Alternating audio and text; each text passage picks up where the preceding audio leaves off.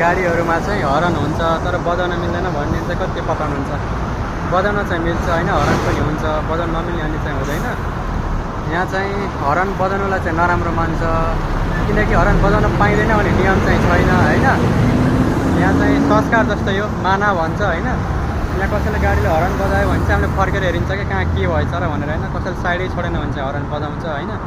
हाम्रोतिर हर्न नबजाइकन होइन, कस्तो ठाउँमा भन्दा चाहिँ अझ यस्तो चौबाटोमा चाहिँ जताततैबाट गाडी आउँछ नि त, चौबाटोमा चाहिँ एकदमै हर्न बज्छ नि त, किनकि क्रस गर्नुपर्ने हुन्छ।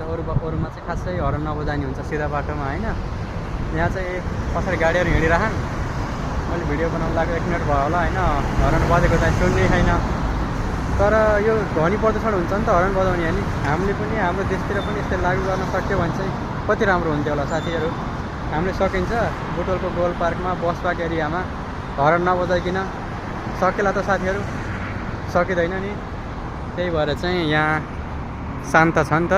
ए बाटो छोड्दैन भन्दै पनि बजाउँदैन कि, यो चाहिँ एकदम राम्रो छ।